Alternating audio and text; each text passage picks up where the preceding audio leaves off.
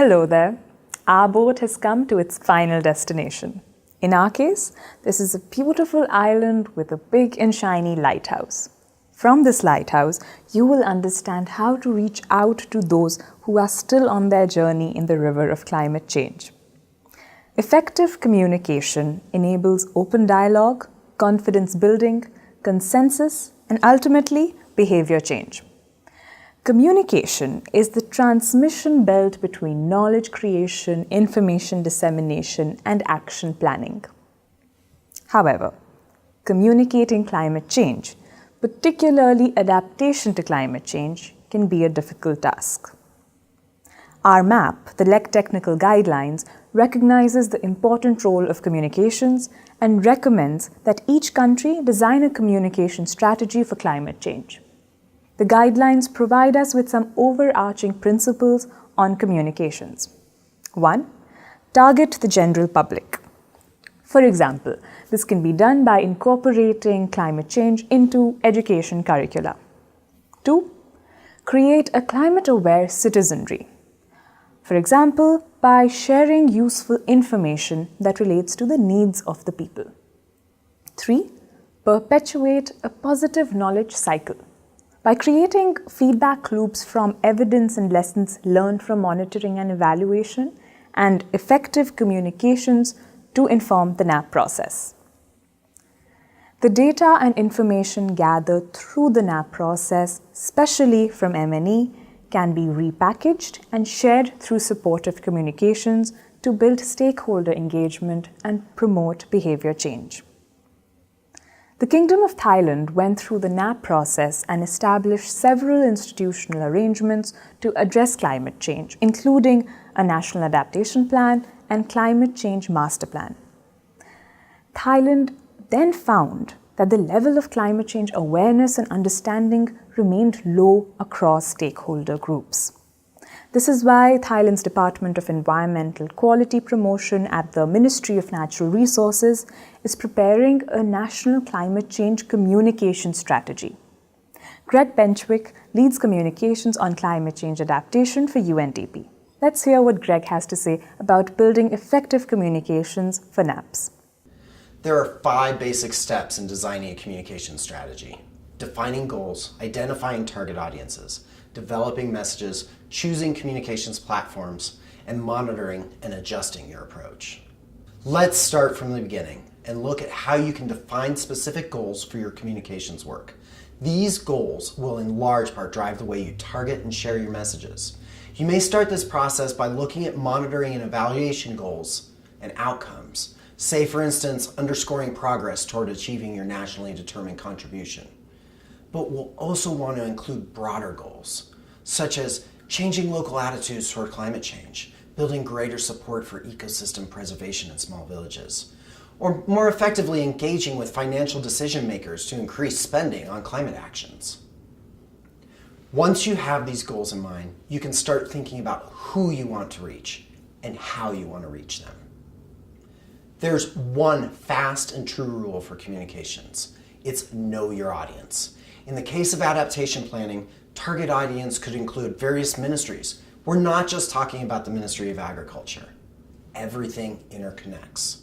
So engagement with the Ministries of Finance, the Ministry of Energy, and so on will be just as important. Other political actors, let's say senators, local leaders, tastemakers, and important members of civil society, they'll also be important in driving these communication strategies. Depending on what goals you've come up with, it may be important to extend your target reach to include the general public, farmers, and brand champions from both the public and private sector. Think of Michael Jordan, or the president, or local union representative. Once you have these people on board, you can expect to amplify your messages. We're not just talking one-fold, we're talking tenfold. So what are the messages you want to share? Developing these key messages is critical. Vague messages will bounce right off your target audiences. Long-winded messages will soon be forgotten. One way to do this is to build a brand pyramid. This exercise will help you define key messages that are concise, that resonate with specific audiences. This pyramid starts on the bottom, with the attributes of what you're doing. Say something like supporting the transfer of climate resilient tools and technology, capacity building, the adaptation of more climate resilient farming technologies, and so on. Whew, that's a mouthful. And you can see why these basic attribute messages might not be so resonant. Sometimes we call it sticky. Let's now move up our brand pyramid to the benefits. This second layer takes these large attributes and personalizes it more. This is getting into important why messages. Why are climate resilient farming techniques important for me or for my nation? Well, they will reduce migration. It'll protect lives, guard livelihoods, fuel economic growth. It'll ensure that we're building a strong future for our children, no matter what weather, what climate comes our way. Finally, you take these benefits and you cap your pyramid with a strong emotional statement. This statement will need to be tailored to your target audience. A politician might need to hear something like, climate resilient agriculture means our economy will grow. Farmers might need to hear that if you don't change the way you work now, you risk losing everything. It's a delicate balance. In each national context, each goal, each target audience will require a customized approach. Let's move on from messages to choosing our communications platforms. This is where the real fun begins. Not only do you need to understand your audience, you also need to understand what types of information they need and demand, how they get and use information, their media habits, how information is shared. This means that while on a campaign focused on print media, you may reach national decision makers. You may also need to rely on rural radio to reach people on farms, or social media to reach young people. Each channel has its set of rules and best practices. No matter what platform you use, keep to your key messages and you can't go wrong. So we've made it to the end. We have our goals, our audiences, our messages, and our channels all laid out. Now it's time to monitor our work and adjust approaches. Effective monitoring of message penetration, community sentiment, earned media, and other indicators will help us adjust our approach as we refine our strategy. This allows us to match changing goals and contexts.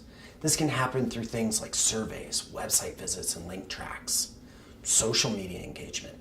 The information gathered can further our communication strategy and feed back into this policy and planning process. So while many people would consider this communications a dark art, if done right, you can use data to inform better practices and create positive loops where you gather input from key audiences and adjust your message and your dissemination strategy accordingly.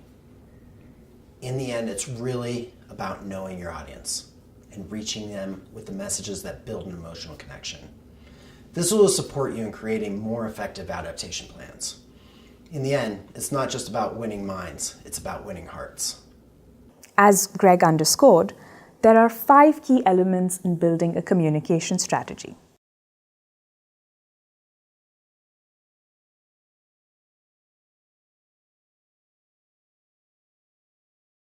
So, in our example from Thailand, their communication strategy uses simple messages. They are short and resonate easily. For example, climate change is not far away. It is real. Its consequences are long-term and expensive. There is a way to adapt to climate change impacts.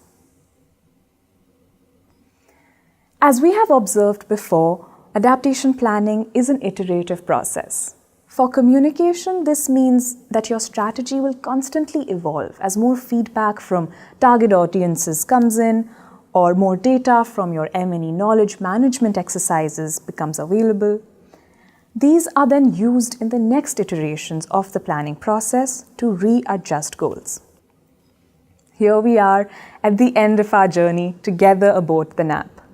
We will be parting ways now, but we hope that you continue your voyage victoriously against the challenges and high tides of the river of climate change. Don't forget to complete the course, your quizzes and peer assessments, and get your UN certificate of completion. Bon voyage!